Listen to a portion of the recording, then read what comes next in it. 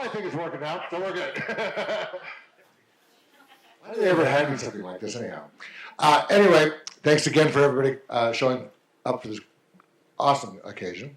Some of you heard this little rumor about Kyle having 3 fathers. Yeah. Now, how is that possible? Who do you know?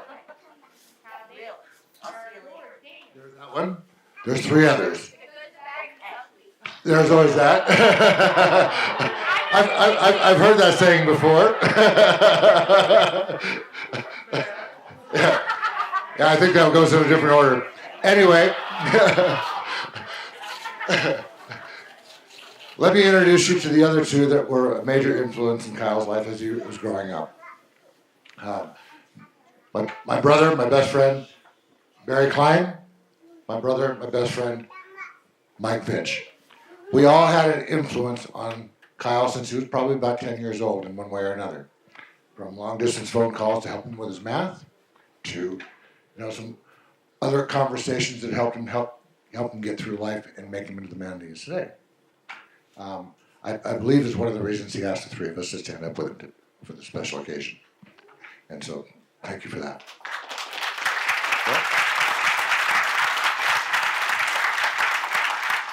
Okay. Now, when we first met Katie, this is a whole different song and dance. Kyle was very, very reluctant to introduce us. I think it was probably 6 months before we knew. And so then we finally get to meet Katie. And what a lovely girl she is. And we all had, our thoughts about this little height difference they have.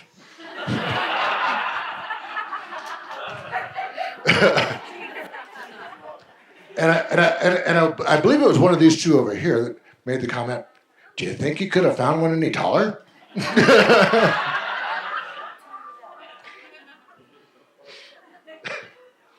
It was Mike. But when you saw Katie and Kyle together, and you all see it when you look at them together, there's a sparkle, there's a magic, there's a spark. No matter what they're doing, it could be just hanging out, it could be having dinner over at your place, or just being amongst all of you and so forth and so on. If you look at them deep enough, you'll see a sparkle, a very, very big sparkle. And that sparkle will last for a very, very long time. So those are my words. Now I'm going to hand it over to my buddies, my friends.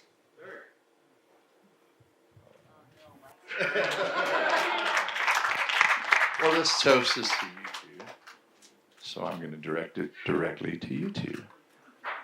May you live long and prosper, laugh loud and long, and may your love and our family continue to grow.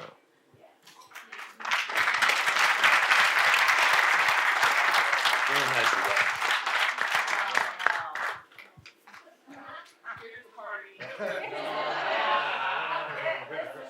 We tried not to do this, but... The only thing that I can say is that I am very honored to be up here at you guys' wedding. And the best to both of you.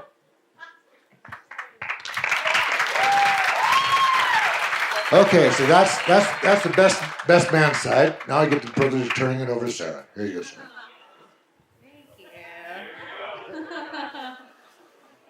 Okay.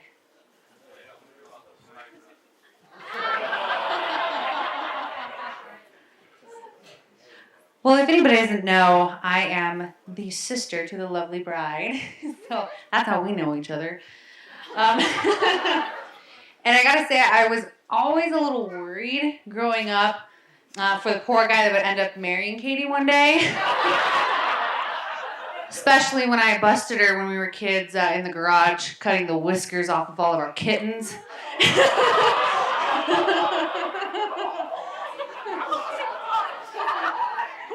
So, as the big sister, I've witnessed a lot of very concerning behavior with her. But I've also witnessed her grow into one of the most kind-hearted, beautiful, quirky, tall, and wonderful people that I've ever known, and let alone have the honor to call my sister.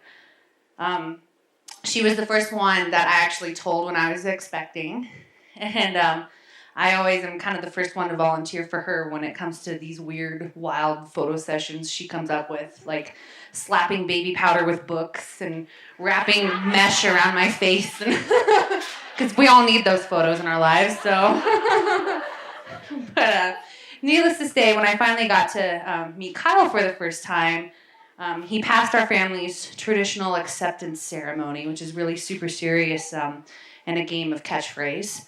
It's how we test all of our boyfriends and dates that we would bring back, and he did great.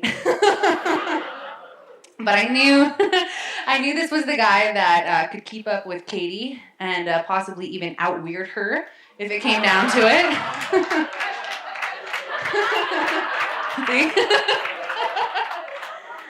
But as crazy as they both are together, one of the best, that's it. One of the best and most amazing things about these guys is that I've never heard either one of them speak an ill word about the other. And it's rare nowadays. Every couple has their fights and every couple has their arguments. But not every couple holds themselves and holds one another's honor up high for everybody to see, and keeps those personal things personal as they should be. And you guys have just blown me away with that. You don't see that every day. And you guys express love amazingly. It's just, I love you guys together. It's so good. So I've gotten to know Katie and Kyle as a couple, and honestly, what makes them work so perfectly together is that they're best friends. They're weird best friends. Really, really weird best friends. But they are perfect together. So if everybody could raise a glass to Katie and Kyle. Yep, we all love you guys. Congratulations, guys. Okay, who's next? He's chugging his beer.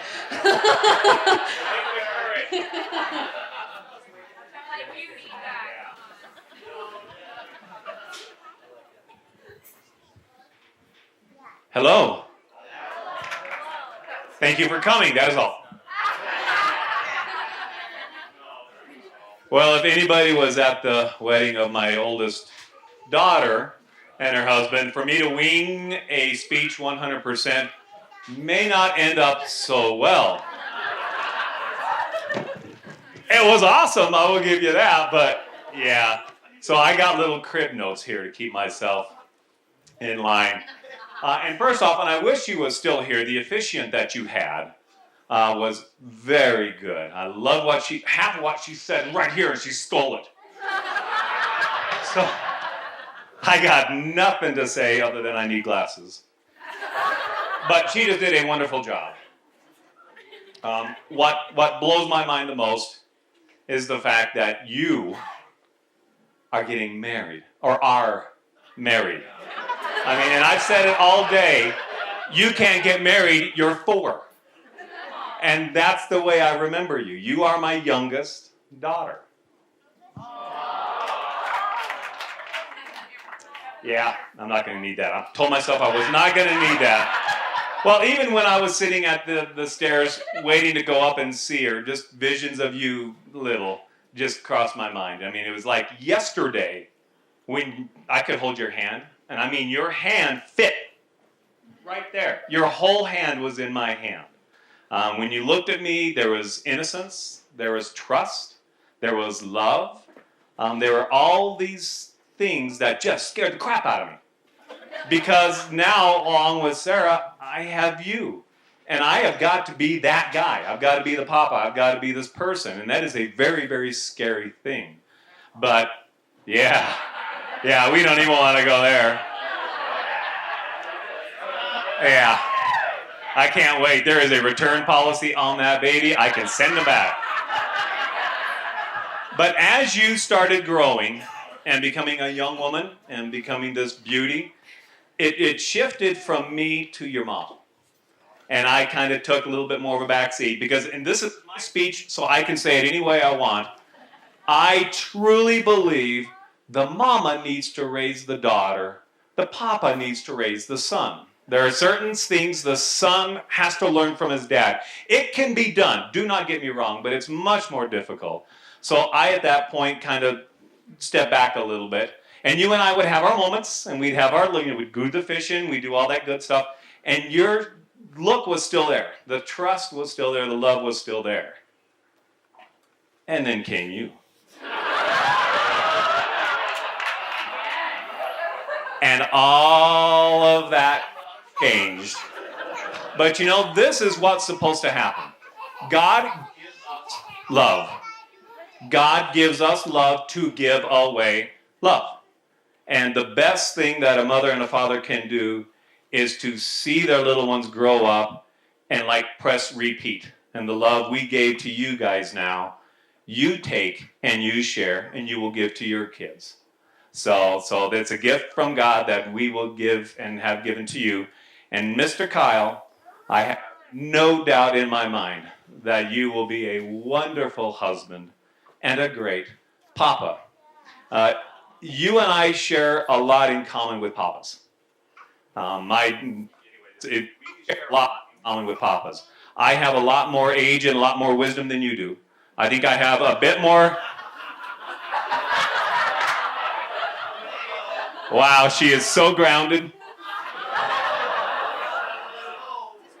I consider myself to be a semi-good judge of character from what I went with. And I need to repeat what I just said. You are going to make a very, very good papa. Love you. And then you and I will never lose that connection. When we dance later to our wedding song, there's a line in there that says, yeah, I know. I've heard this song a million times. Go on, take on this whole world, but to me, you'll always be my little girl. So that will be forever and forever. Now, words of wisdom from an old man. This world that we live in is way different than when I grew up. It is not the same. Communication is instant. Something can happen across the world, and in 20 minutes, we know about it. There's tons of communication, but what is missing is the human touch, the human connection that one person must share with another person. And this day, we've got Facebook, we've got Twitter, we've got internet, we've got Twitter. You can know which one I don't do. We've got text, we've got instant messages, we've got all these ways of contacting that the human touch is not there. So I want you two to stand up. If you can. And I want you to take a moment and take it in.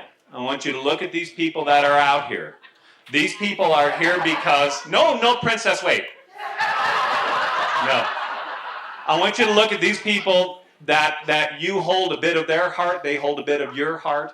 This is the human connection that you need to never lose. It's too easy in this world to lose this love and just gain internet, Twitter, and other type of love.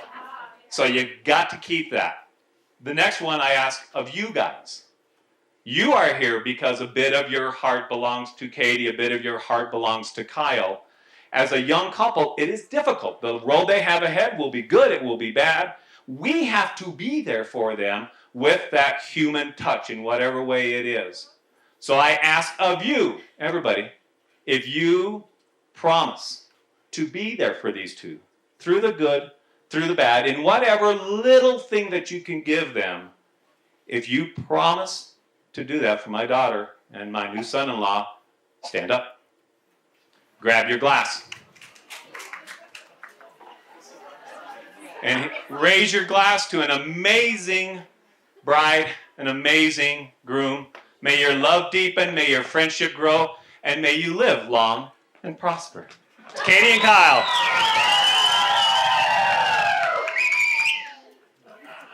Ding, ding, ding, ding, ding, ding, ding, ding, ding, ding. The end.